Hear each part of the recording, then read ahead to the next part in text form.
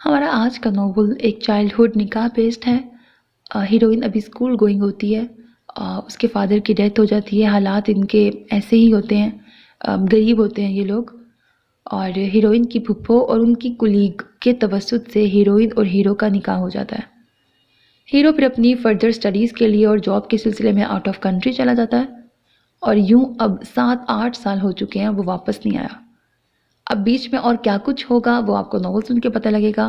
अब उसकी हीरोइन की माँ को ये डरका लगा रहता है कि पता नहीं वो ये ना हो कि वो वापस ही ना आए और मेरी बेटी उसके नाम पर ही बैठी रह जाए। और क्योंकि फुफ्फो की वजह से उसका निकाह होता है उस लड़के के साथ, तो हीरोइन की माँ और फुफ्फो की इसलिए आपस में बहुत ज़्यादा नोक झोंक रहती है, लड़ाइयाँ भी रहती हैं। वो पहले भी रहती है, लेकिन इस बात से भी ना उसकी माँ बहुत खाइफ रहती है अपनी नंद से कि इसने करवाया मेरी बेटी का निकाह।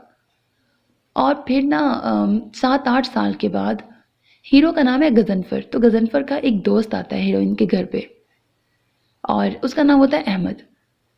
वो हीरो का पैगाम लेकर और सामान लेकर कुछ गिफ्ट्स वगैरह भिजवाता है। हीरो वो लेकर आता है हीरोइन के घर में और फिर वो किसी रीज़न से उन्हीं के घर में एक रूम में रहने लग पड़ता है। अब हीरो के दोस्त की, हीरोइन की और हीरो की अब क्या आपस में कहानी चलेगी वो आपको नॉवल को सुन के पता लगेगा। हैप्पी एंडिंग है नॉवल की, उम्मीद है आपको पसंद आएगा। अपना बहुत ख्याल रखिएगा। नेक तमन्नाओं के साथ, अल्लाह हाफिज़।